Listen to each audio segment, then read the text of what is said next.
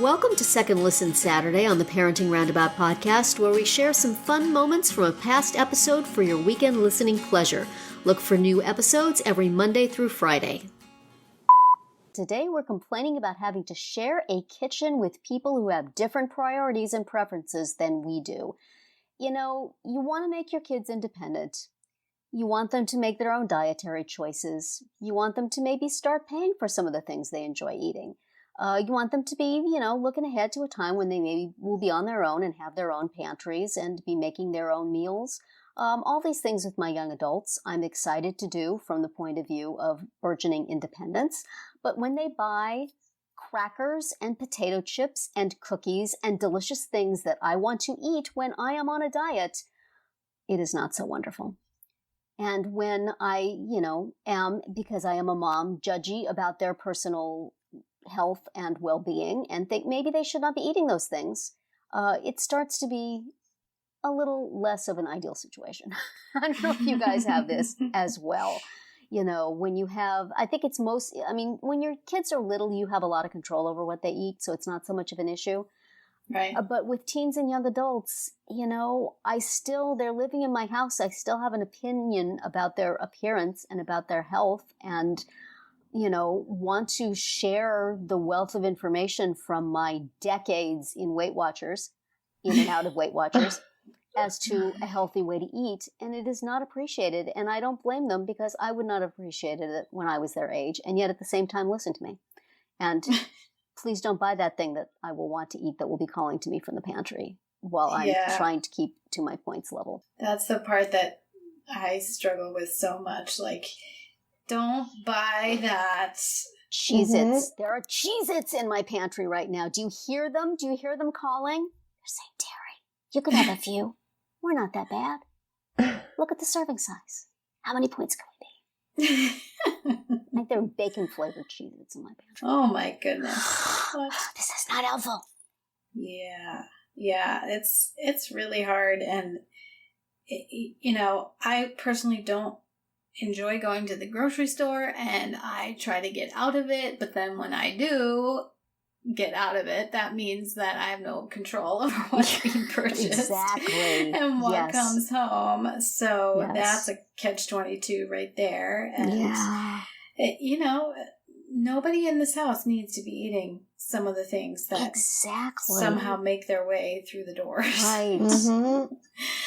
And it stinks. Yeah. And, there's been I've given up a few things because I didn't want other people in my house to eat them. Yes. All noble-like. But then, that means I don't get to have them. And that's too bad. Yes. But other people are not necessarily extending me the same courtesy. Yeah. And it's like, I don't want to make a big deal about it because I don't want them to hide it in their bedroom because that's a bad habit, I want good habits going on. But, just and also not buy it at all. Let's not have eating disorders. Exactly. It's so delicate. It's so delicate when you have a child, especially a daughter, that you want to express concern for, achieving a healthy weight without inducing eating disorders. It's such a fine line, and everything on the internet is screaming to you, don't say anything! But at the same time, there are health issues. So, and I don't really want anybody saying to me, hey, health-wise, maybe you could drop a few pounds. I wouldn't want to hear it now. I didn't want to hear it when I was my kid's age. But it's like a constant hum underneath your daily existence of when is something going to break out and somebody's going to say, do you really want to eat that? Or why did you buy that? Or how many calories are in that thing? And then, suddenly we're on, Dr. Phil. It's just another example of how it's hard to live with other people. Yes, it's the too many adults in one house thing. Yes. Mm-hmm. Mm-hmm. Well, and then when they're away too, you worry as well. I'm pretty stressed about what Kristen's going to eat. Oh, yeah. Right. Freshman 15, college. Right? Yeah. But at the same time, it was so difficult. Like, our family has so many different tastes and interests, and I just, yeah, when I don't do the shopping, and my husband does, oh my gosh. Oh, dear.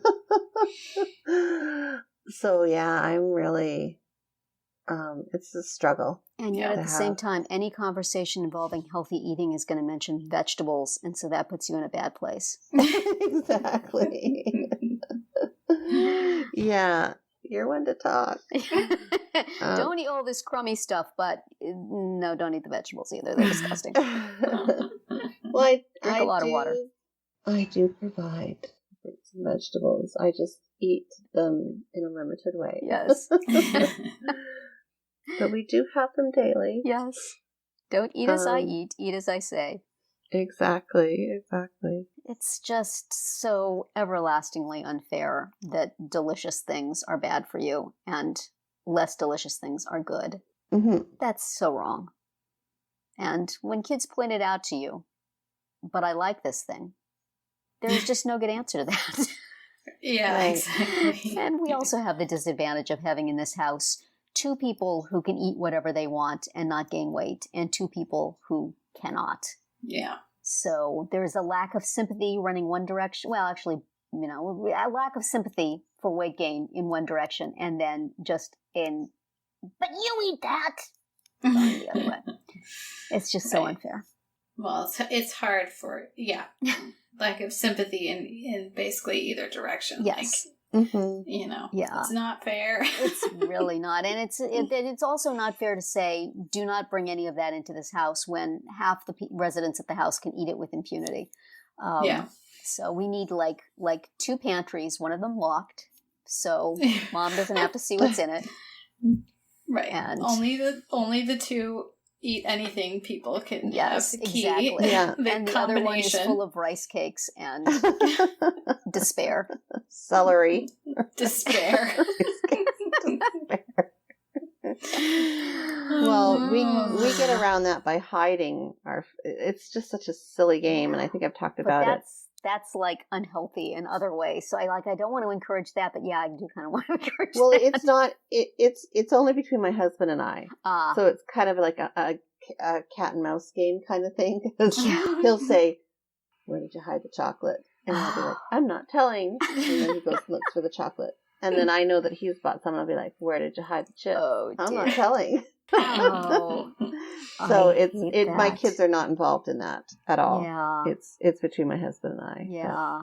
Because we try, we're trying to be, we've got to do this together. We've got to lose weight together, and we've got to eat healthy together. And then, of course, somebody goes and buys something that Pay violates. no attention to the chocolate bar behind the curtain. The rules are violated, and then we have to hide it. But then the other person knows that the rules are violated. Yeah. So they feel entitled to get into the secret stash because the Of rules course. are broken. Because we know that, there was bought with 2 of us in mind. Yeah, my husband is one of the can eat anything people in the house, and he will sometimes nobly eat things that he knows I shouldn't eat, but it's like that I kind of want to sneakily eat anyway, and I get mad at him, And I was just trying to help. Exactly. He's being all noble, but I know that's what he's doing. I know he's eating that to keep me from eating it, not because he wants to eat it himself, and it's just... Food can get so messed up, man. Oh, yes. It should just be, the thing we have for sustenance and nothing more, but it's... Mm-hmm.